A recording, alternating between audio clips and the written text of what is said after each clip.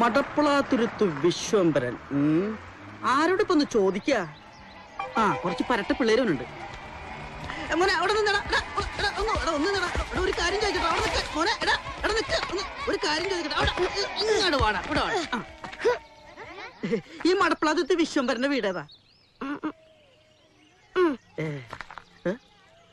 അത് കുറെ തെങ്ങല്ലേ, അതെങ്ങനെ വീടാകും?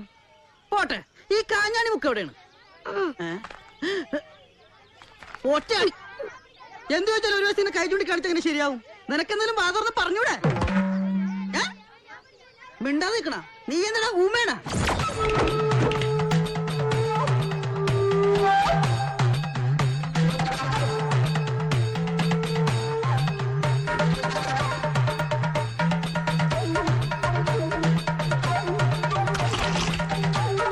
വേണ്ട വേണ്ട, ചാണാൻ പറ്റില്ല.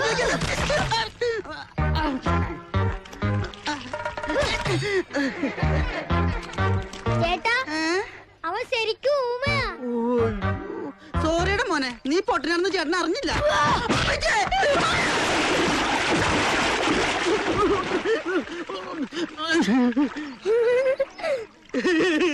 എന്താടാ ഇത്? പൊട്ടാന്ന് വിളിച്ചവൻ ചവിട്ടും.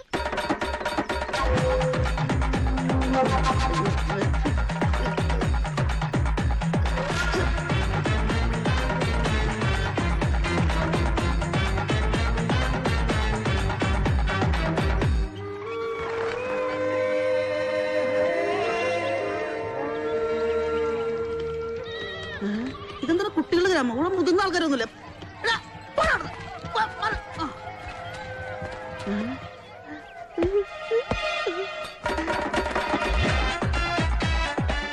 ഈശ്വര, ഇവരിവിടെ എത്തിയ ഞാനല്ല. ഉപദ്രവിക്കരുത്. ഈ ശ്രീകൃഷ്ണ നൃത്ത കലാലയത്തിന്റെ വടക്ക് ഭാഗത്തുനിന്ന് ഒരാൾ പറഞ്ഞത്. ഈ ശ്രീകൃഷ്ണ നൃത്ത കലാലയം. ഓ, അങ്ങനെ പറഞ്ഞാൽ നിനക്ക് മനസ്സിലാവൂലല്ലേ? വഴിയുണ്ട്. ശ്രീകൃഷ്ണ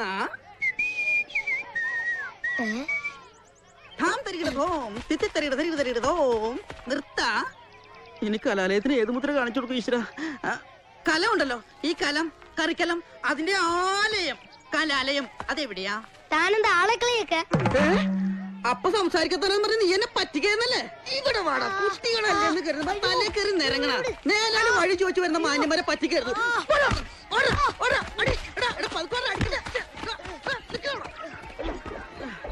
അല്ല പിന്നെ പാവം പേടിച്ചു.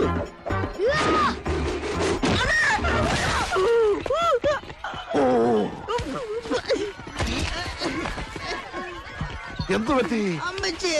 അയ്യോ, ഇങ്ങനെയുണ്ടോ കുട്ടികള്? ആദ്യം ഒരുത്തരോട് അവിടെ വെച്ച് വഴി വെച്ചപ്പോ അവൻ ഊമയാണെന്ന് പറഞ്ഞെന്നെ ചവിട്ടി.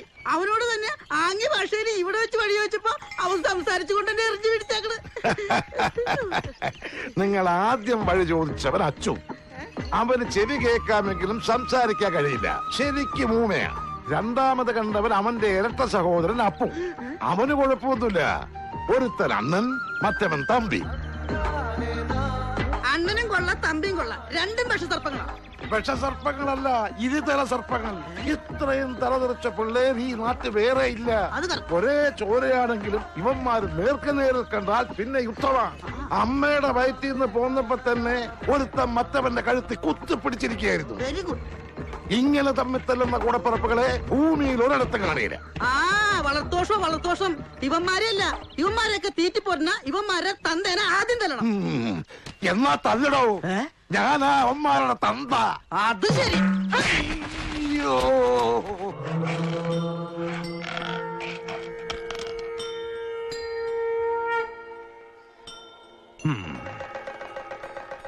ഇവന്മാരുടെ ജനനത്തിന് 1.5 മിനിറ്റിന്റെ വ്യത്യാസം ഉള്ളെങ്കിലും രണ്ടും രണ്ട് നക്ഷത്രങ്ങളാ, രണ്ട് ഗണങ്ങളാ.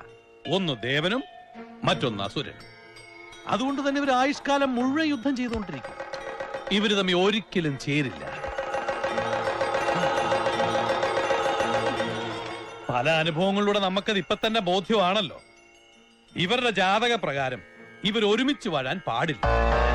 അങ്ങനെ വന്ന ഈ വീട്ടിലൊരു അപമൃത്യു വരെ സംഭവിച്ചേ.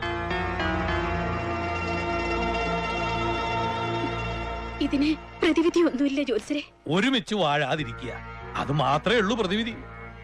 ഈ പ്രായത്തിലുള്ള കുട്ടികളെ എങ്ങനെയാ ജോത്സ്യരെ? അതൊന്നും എനിക്കറിയില്ല. പ്രശ്നത്തിൽ തെളിഞ്ഞത് ഞാൻ പറഞ്ഞു എന്നേ ഉള്ളൂ. ബാക്കിയൊക്കെ നിങ്ങളുടെ ഇഷ്ടം. അളിയൻ വിഷമിക്കാതിരിക്കെ. ഇതാണോ ഇപ്പൊ ഇത്ര വലിയ കാര്യം? ഒരാൾ എന്റെ കൂടെ പൊള്ളാച്ചിക്ക് വരട്ടെ, ഞാൻ കൊണ്ടുപോക്കോളാം. കുട്ടികളില്ലാത്ത വിഷമം പറഞ്ഞിരിക്കുന്ന മീനാക്ഷിക്ക് അത് വലിയൊരു ആശ്വാസമാവും. ആ, അത് നല്ല തീരുമാനമാ. ഒരുത്തന് അമ്മാവിന്റെ കൂടെ പൊള്ളാച്ചിക്ക് പൊക്കോട്ടെ. ആരെ വേണോന്നുള്ളത് വിശ്വംബരം തീരുമാനിക്കും. അയ്യോ, രണ്ടുപേരും എനിക്ക് ഒരുപോലെയല്ലേ? അങ്ങനെയാണെങ്കിൽ ഞാൻ പറയാം. ആ. സംസാരശേഷി ഇല്ലാത്തവൻ അച്ഛന്റെ അമ്മയുടെ സാമീപ്യം ആവശ്യമാണ്. അതുകൊണ്ട് അച്ചു കൂടെ നിൽക്കട്ടെ. അപ്പുവിനെ കൊണ്ടുവയ്ക്കോ. ഞാൻ പോവൂല, ഞാൻ പോവൂല. അമ്മയുടെ അച്ഛന്റെ അടുത്ത് ഞാൻ പോവൂല.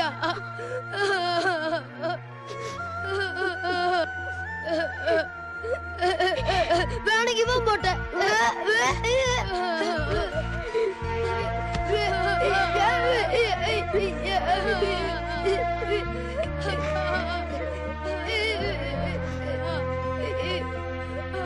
അപ്പു പറയുന്ന പോലെ കേട്ടോളണം, ഇല്ലെങ്കിൽ നല്ല അടിവെച്ചിരുന്നു ഞാൻ. നിങ്ങൾ കുട്ടികളെ ലാളിച്ച് വഷളാക്കി വെച്ചിരിക്കുക. അതുകൊണ്ട് അങ്ങനെ അനുസരണം ഇല്ലാതായി പോയത്. നോക്ക, നാളെ കഴിഞ്ഞ് അമ്മാവൻ പൊള്ളാച്ചിക്ക് പോകുമ്പോ നീയും കൂടെ ഉണ്ടാവും. അനുസരണക്കേട് വല്ലതും കാട്ടാനാണ് ഭാവമെങ്കില് എന്റെയിലും നല്ല ചൂറലുണ്ട്. നിന്റെ അച്ഛനമ്മയൊന്നും എന്നെ തടയാൻ പറ്റില്ല. നല്ല അടിവെച്ചിരുന്നു ഞാൻ. തൊടനെ തോലി പൊട്ടനടി കേട്ടാ.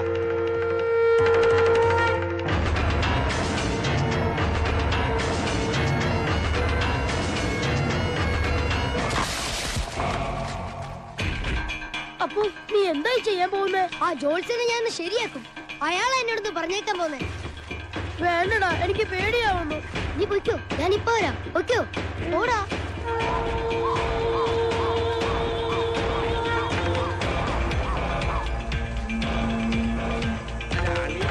പറയാൻ തുടങ്ങിയ ഞങ്ങൾ വഴങ്ങി പോകാത്തേ ഉള്ളൂ അല്ലേ?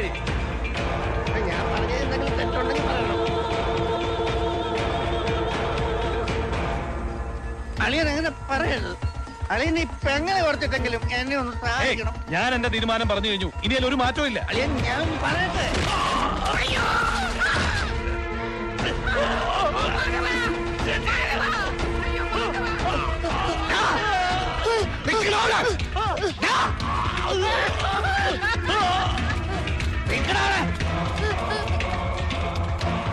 നിന്നോടാ പറഞ്ഞത് അവിടെ നിൽക്കാൻ.